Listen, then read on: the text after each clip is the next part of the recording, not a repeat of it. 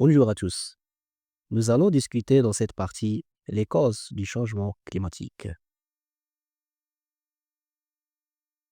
Ces causes se résument dans trois points: l'énergie fossile, l'agriculture et la déforestation. Commençons par l'énergie fossile. Lorsque la révolution industrielle a commencé, le charbon, le gaz et le pétrole ont été des facteurs clés dans sa prospérité et des leviers importants pour le développement technologique et économique qui ont suivi. L'énergie fossile est un élément crucial de l'économie et de la politique mondiale. Cependant, ce type d'énergie a de graves répercussions sur la santé et sur l'environnement. La combustion du charbon, du gaz et du pétrole génère de grandes quantités de dioxyde de carbone et d'autres gaz à effet de serre, qui contribuent au changement climatique et à la pollution de l'air. La consommation mondiale de combustibles fossiles a évolué rapidement au cours des 2 derniers siècles. L'essor des énergies fossiles a commencé avec la révolution industrielle, où le charbon était la source d'énergie privilégiée. Vers 1920, le pétrole et le gaz ont commencé à concurrencer le charbon. Et au cours des dernières décennies, la consommation mondiale de combustibles fossiles n'a cessé d'augmenter. En effet, la consommation mondiale de combustible est passée de 20 000 TWh en 1950 à 140 000 TWh en 2023. Aujourd'hui, nous dépendons d'une combinaison de charbon, de pétrole et de gaz pour l'énergie, les transports et d'autres secteurs clés. Et bien que la consommation de charbon régresse dans de nombreuses régions du monde, le pétrole et le gaz sont toujours très demandés.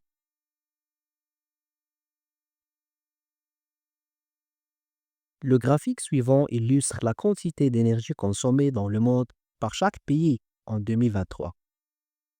La Chine et les États-Unis sont de loin les plus gros consommateurs d'énergie, avec une consommation totale de 38 677 et 21 102 TWh respectivement.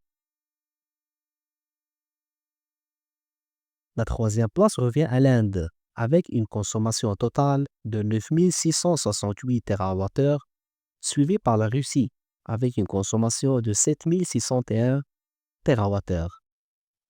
L'Allemagne, le Canada, l'Iran et le Brésil sont également de gros consommateurs d'énergie, avec plus de 3 TWh. La consommation d'énergie par pays dépend de nombreux facteurs, notamment la population totale, l'économie, l'efficacité énergétique et les modes de vie.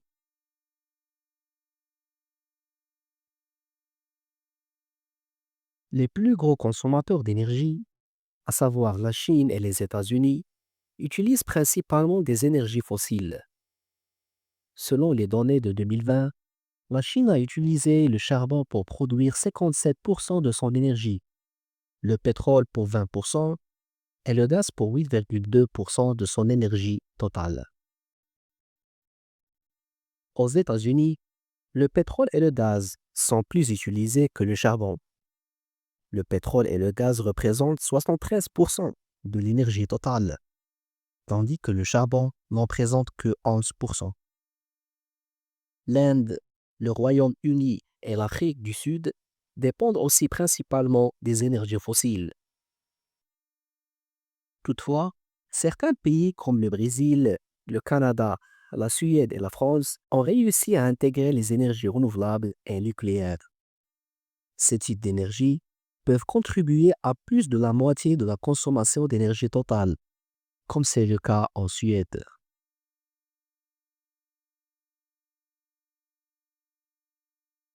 L'une des raisons pour lesquelles nous dépendons encore autant des énergies fossiles, c'est parce qu'il s'agit d'un business très lucratif. Les compagnies pétrolières et gazières sont parmi les plus riches du monde. ce qui s'explique par la grande demande en énergie dans plusieurs secteurs clés dans le monde. Forbes Global 2000 a publié une liste des revenus des principales entreprises du secteur des énergies fossiles en 2023. Saudi Aramco et PetroChina étaient en tête de liste avec respectivement 589,6 et 457,4 milliards de dollars de revenus.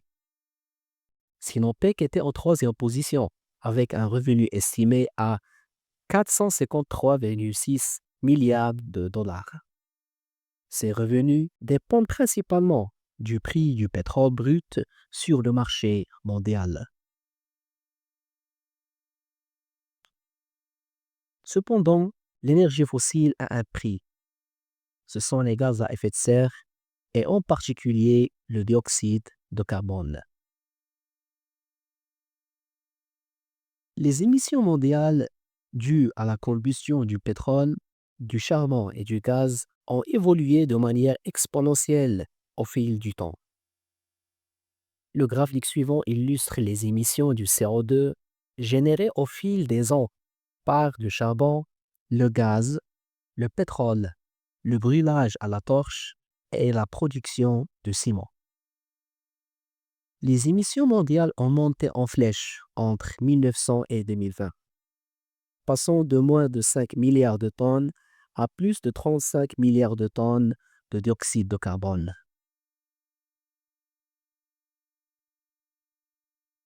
La période allant du début de l'industrialisation jusqu'à 1950 a été dominée par l'utilisation du charbon.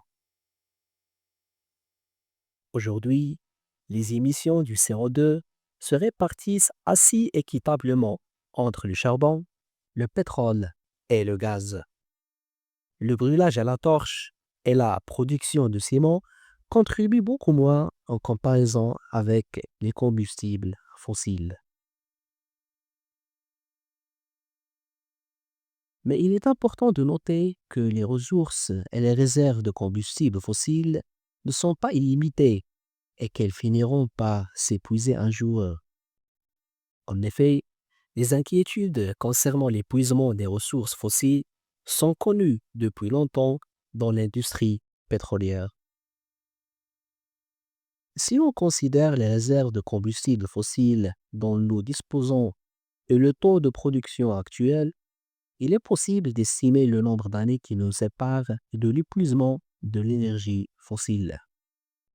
En effet, en divisant la quantité de réserves connues par le taux de production actuel et en utilisant des données de 2015, on estime qu'il nous reste environ 114 ans de charbon et seulement 50 ans de pétrole et de gaz. Ces prévisions, bien sûr, peuvent changer avec le temps en fonction de la découverte de nouvelles réserves, de la capacité d'extraction et des tendances de consommation. Mais la bonne nouvelle est que nous nous débarrasserons d'une importante source de gaz à effet de serre, mais nous espérons que d'ici là, nous pourrons compter à 100% sur des énergies renouvelables et d'autres types d'énergie sûres et respectueux de l'environnement.